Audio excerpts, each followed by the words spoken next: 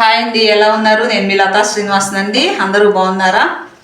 ఓకేనండి. ఇప్పుడు యూట్యూబ్ చూస్తూ ఉంటే ఒక న్యూస్ అయితే చూపిస్తూ ఉన్నారండి. పాపకు వచ్చేసి ఇంటర్ అంట అమ్మాయి, అబ్బాయి వచ్చేసి 9th క్లాస్ అంట. అసలు ఎటు పోతుందండి సమాజం? అసలు ఈ వీడియో చేయడానికి చాలా సిగ్గుగా ఉంది నిజం చెప్పాలంటే. అసలు ఆ పాప ఇంటర్ చదువుకునే వయసు, ఆ అబ్బాయిది 9th క్లాస్ చదువుకునే వయసు. ఇలాంటి బ్యాడ్ థాట్స్ అసలు ఎక్కడి నుంచి వస్తున్నాయండి? ఒకసారి ప్రశ్న వేసుకుంటే ఎక్కడి నుంచి వస్తున్నాయి? ఖచ్చితంగా మొబైల్స్ చూడడం ద్వారానే వస్తున్నాయండి. ఇంతకుముందు మేము చిన్నపిల్లల టైంలో అసలు బ్యాడ్గా అసలు ఎక్కడ కూడా న్యూస్ అసలు చూసేవాళ్ళం కాదు. ఇప్పుడు ఎక్కడ బట్టినా చిన్న పిల్లలు కాదు, పెద్దవాళ్ళు కాదు, ఎక్కడ బట్టినా కూడా ఇలాంటి బ్యాడ్ హ్యాబిట్స్ అయితే వచ్చేస్తూ ఉన్నాయండి. ఎక్కడి నుంచి వస్తున్నాయంటే ఖచ్చితంగా మొబైల్స్ చూడడమేనండి. అసలు ఎవరిది తప్పు అని అడిగితే మాత్రం ఖచ్చితంగా పేరెంట్స్దే తప్పు అని నేనైతే చెప్తున్నానండి.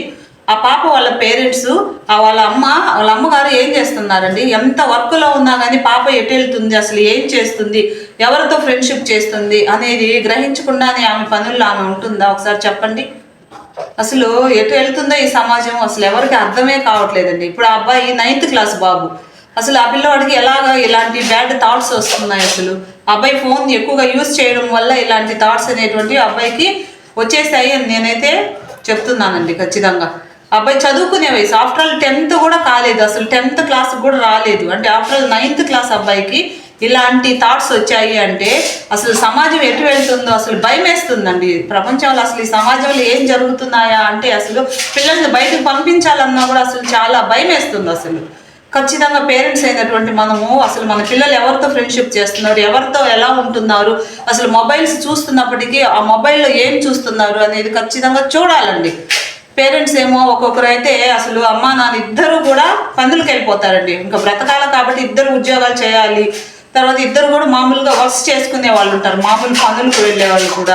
అయినా పిల్లలు ఏం చేస్తున్నారు అనేది ఒక కంట ఖచ్చితంగా కనిపెట్టి ఉండాలండి. ఈ రోజుల్లో అసలు రోజులైతే బాగాలేవండి. ఇప్పుడు అసలు వాళ్ళిద్దరి పరిస్థితి ఏంటి, అసలు ఆ పాప పరిస్థితి ఏంటండి? ఒకసారి ఆలోచిద్దాము. ఆకు ముళ్ళు మీద పడ్డ, ముళ్ళు ఆకు మీద పడ్డ చినిగిపోయేది ఆకేనండి. ఇది పెద్దవాళ్ళ సామెత. అంటే ఎందుకు చెప్తున్నానంటే స్త్రీలు అంటే మహిళలు, పిల్లలు కానీ ఆడపిల్లలు వీళ్ళందరూ కూడా ఆకుతో సమానం అండి. అరిటాకు ముళ్ళు మీద పడ్డ, అరిటాకు మీద పడ్డ చినిగిపోయేది ఆకే. కాబట్టి ఆడపిల్లలైన వారు చాలా జాగ్రత్తగా ఉండాలండి. ఫ్రెండ్షిప్ అనేది బాయ్స్తో అసలు చేయకూడదు, జెంట్స్తో. అవసరం ఏముందండి?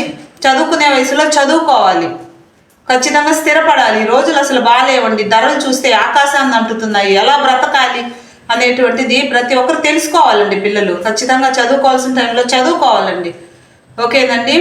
తల్లిదండ్రులైనటువంటి మనము మన బిడ్డలు ఏం చేస్తున్నారా ఖచ్చితంగా మనం గ్రహించాలి. అసలు ఎవరితో ఉంటున్నారా, ఎవరితో ఫ్రెండ్షిప్ చేస్తున్నారా, అసలు వాళ్ళ నడవడిక ఏమిటి అనేది ఖచ్చితంగా మనం అందరము గ్రహించాలి. పిల్లల్ని చక్కగా పెంచాలండి. ఓకేనండి. మరొక మంచి వీడియోలో మరలా మీ ముందుకు వస్తాను. బాయ్ అండి.